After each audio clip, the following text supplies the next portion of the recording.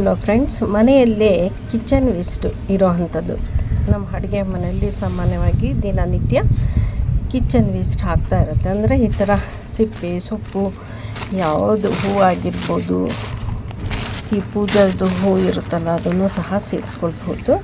ಈ ಸೊಪ್ಪು ಬಿಡಿಸಿದಾಗ ಸಾಮಾನ್ಯವಾಗಿ ಹೆಚ್ಚು ನಮಗೆ ವೇಸ್ಟ್ ಆಗ್ತಾ ಇರುತ್ತೆ.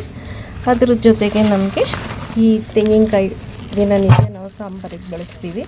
ಈ ನಾರು ಇರುತ್ತೆ, ಅದನ್ನು ನೀವು ಕಟ್ ಮಾಡಾದರೂ ಹಾಕ್ಬೋದು, ಇಲ್ಲ ಅಂದರೆ ಈ ರೀತಿ ಹಾಗೆ ಅದನ್ನು ಕೊಳಿಲಿಕ್ಕೆ ಬಿಟ್ಬಿಟ್ರು ಆಯಿತು.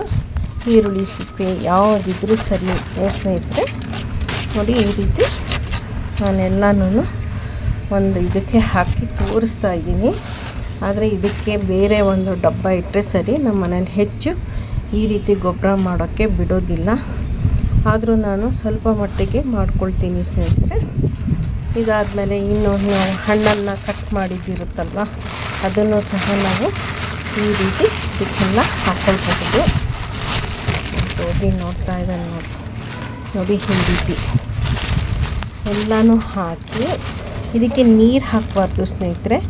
ಇದಕ್ಕೆ ಮೇಲೆ ಮಣ್ಣನ್ನು ಹಾಕಬೇಕು. ನಾವು ನೀರು ಹಾಕಿದ್ರೆ ಕೊಳ್ತಂಗೆ ಆಗಿಬಿಡುತ್ತೆ, ಹುಳ ಆಗಿಬಿಡುತ್ತೆ, ಅಷ್ಟು ಗೊಬ್ಬರ ಸರಿ ಅನಿಸಲ್ಲ.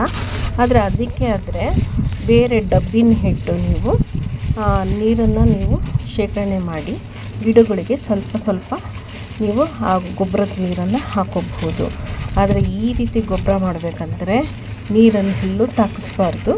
ಇದ್ರ ಮೇಲೆ ಒಂದು ಲೇಯರು ಮಣ್ಣು ಹಾಕಿ ನಾವು ಎಲ್ಲೂ ನೀರು ಹೋಗಿಲ್ದಾಗೆ ಟೈಟಾಗಿ ಕಟ್ಬಿಟ್ಟು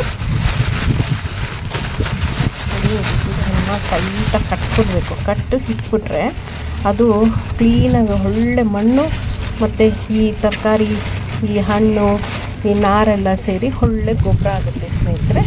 ದಯವಿಟ್ಟು ಈ ರೀತಿ ನೀವು ನಿಮ್ಮ ಮನೆಯಲ್ಲಿ ಗೊಬ್ಬರ ಮಾಡಿ ನೋಡಿ ಹೇಗಿತ್ತು ಅಂತ ಕಮೆಂಟ್ಸ್ ಮೂಲಕ ತಿಳಿಸಿ. ಹೀಗೆ ಸಿಂಪಲ್ಲಾಗಿ ಈಸಿಯಾಗಿ ಎಲ್ಲೂ ನಾವು ಗಲೀಜು ಮಾಡ್ಕೊಳ್ದೇನೆ ನೀಟಾಗಿ ಗೊಬ್ಬರ ಮಾಡುವಂತಹ ರೀತಿ ನೆಕ್ಸ್ಟ್ ಹೀಗೆ ಕೆಲವೊಂದು ವಿಡಿಯೋಗಳಲ್ಲಿ ನಾನು ತೋರಿಸ್ತಾ ಇರ್ತೀನಿ.